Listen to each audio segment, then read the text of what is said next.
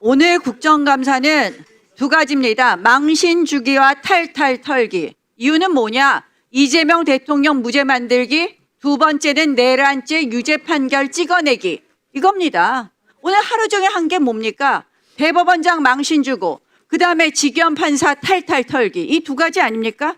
왜 직위원 판사를 이렇게 탈탈 터나? 계엄은 헌법에만 맞습니다. 자, 내란죄는 별개의 범죄 성립 요건이 필요한 것입니다.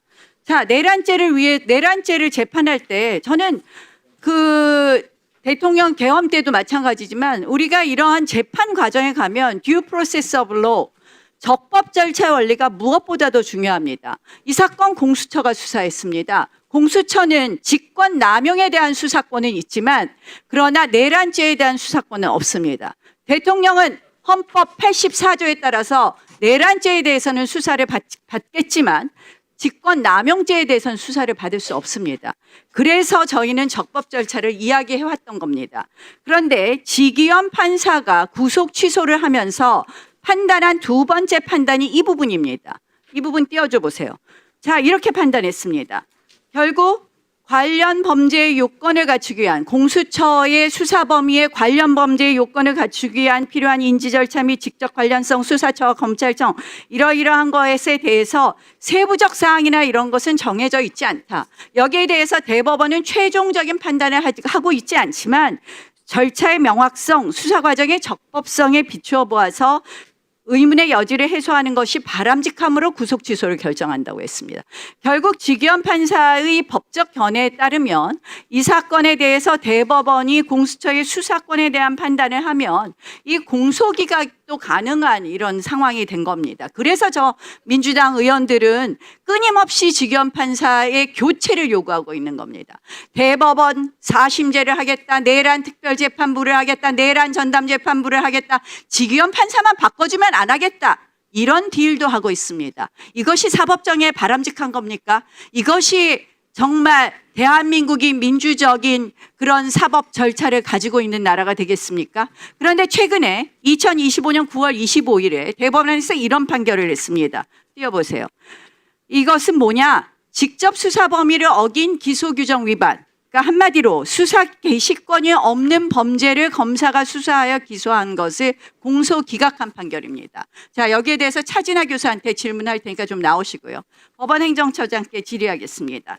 지금 보면은 사실은 이러한 논리 그리고 이 대법원 판결을 보면 공소 기각도 가능한 이런 상황인데 이런 여러 가지 이유로 계속해서 직위원 판사를 탈탈 털고 있습니다. 직위원 판사만 떠는 게 아니라 지금 많은 판사들을 털고 있는데 저희도 보도를 보면 어떤 판사의 이런 여러 가지 제기된 의혹은 법원에서 철저히 조사해서 이 부분에 대해서는 법원도 털고 가야 된다고 생각을 합니다. 여기 윤리감사관도 나오셨는데 법원행정처장께서는 이 부분에 대해서 확실하게 잘못된 부분은 반드시 그 징계 및 기타 절차를 취해 주실 것을 요구합니다. 그렇게 하시겠습니까? 예, 당연히 그렇게 할 것입니다. 그러나 이 부분의 재판에 있어서는 자, 재판은 어디에 따라서 해야 됩니까? 헌법 103조에 따라서 헌법과 법률과 양심에 따라 재판해야 되는 거 아닙니까? 그렇습니다. 그런데 법원 행정처장께서 말끝마다 그다음에 아까도 그렇게 답변하셨는데 국민을 위한 재판을 하겠다고 합니다. 그거 굉장히 위험한 겁니다. 그게 바로 인민재판이 될 수 있습니다. 앞으로 사법 개혁의 방향에 있어서 좀 더 국민을 위해서 사법 시스템이 좋아져야 된다. 이럴 때 국민 말씀하시는 건 좋지만 판결 얘기를 할 때 국민을 끌어들이는 것은 한마디로 인민재판 하겠다고 들리는 것이고 그거야말로 파퓰리즘 재판하겠다는 것이고 그거야말로 민주당의 압박에 따라서 법리 우리가 바꿀 수 있다는 것으로 보입니다. 조심해 주실 것을 촉구합니다. 그렇게 하시겠습니까? 예, 그런 취지가 아니라는 것은 아마 위원님 잘 아실 겁니다. 왜냐하면은 우리 국민들 일반 의지, 일반 이익이 이제 구현된 것이 바로 헌법 아니겠습니까? 헌법에 바로 말씀하신 것처럼 우리 재판은 헌법과 법률과 직업적 양심에 따라서 하도록 되어 있습니다. 그걸 103조만 유념해 주실 것을 다시 한번 촉구합니다. 예, 명심하겠습니다. 자, 차진아 교수 때 질의하겠습니다. 제가 아까 말씀하는 거 잘 들으셨을 겁니다. 지금 결국은 이 사건에 있어서 내란죄, 법리적으로 여러 가지 판단을 할 수 있지만 지금 제가 보기에는 지기현 판사가 말한 것처럼 이 공수처의 수사권 문제가 제기될 수 있고, 그리고 최근의 대법원 판결에 따르면 검사가 수사권이 없는데 기소한 것에 대해서 문제를 삼았습니다.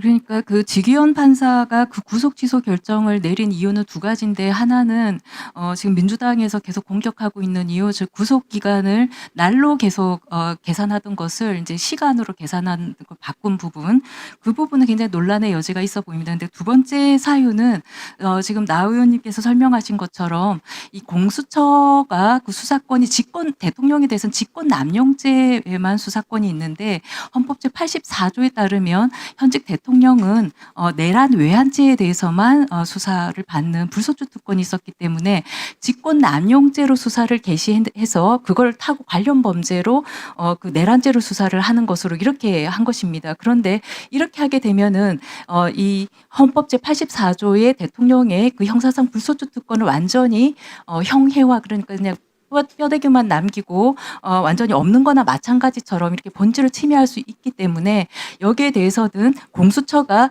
현직 대통령에 대해서 이 내란죄 수사권을 갖느냐 여부에 대해서 논란이 굉장히 많았습니다. 그것은 검사도 그런 측면에서 보면은 대통령에 대한 내란죄 수사권이 없는 것으로 볼 수도 있었고, 그래서 지금 현재 법 상태에서는 경찰이 그 대통령에 대해서 내란죄 수사권을 갖는 거 아니냐고 명확한 거고요.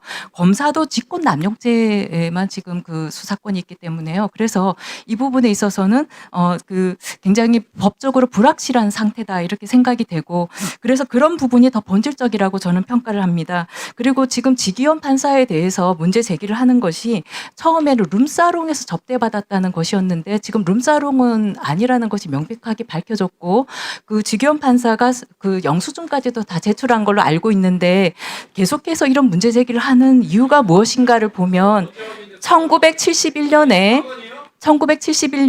박정희 정권 당시에 국가배상법 2조 1항 단서에 대해서 대법원이 위헌 판결을 내린 적이 있습니다. 그리고 이것에 대해서 박정희 당시 대통령이 너무나 화가 나서 법원에 대해서 여러 가지 보복 행위를 했습니다. 그런 보복 행위 중에 하나가 뭐였냐면은, 그때 당시에 그 제주도로 그 한 재판부가 출장을 가게 됐거든요. 그러면서 그때 당시에 관행이 그 비행기 그 엽이라든지 그다음에 뭐 식사 이런 것들을 이제 받는 것이 관행이었다고 합니다. 그런데 그것을 문제 삼아 가지고 검찰을 동원해 가지고 그때 당시 구속영장을 청구를 한 사건이 있었습니다. 불필요한 말은 그렇게 해서 자제해 주시기 바랍니다. 그때 당시에 판사들이 300명 중에 판사 중에서 100명 정도가 집단 사표를 내서 이것을 사법파동이라고 합니다. 그런데 그때 유신 독재 직전이죠. 3공화국 말기에 이 박정희 대통령이 했던 행위하고 비슷한 것이 아닌가, 저는 심각하게 우려하고 있습니다.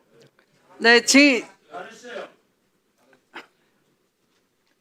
참고인의 진술 중에 지기현 부장판사가 룸살롱에 가지 않았다라는 것이 확인됐다라는 말은 지금까지 확인된 바 없다는 것을 말씀드립니다. 정정합니다. 들으시는 국민들께서 착오 없으시기 바랍니다. 네, 다음은 박지원 의원님 질의 순서가 되겠습니다.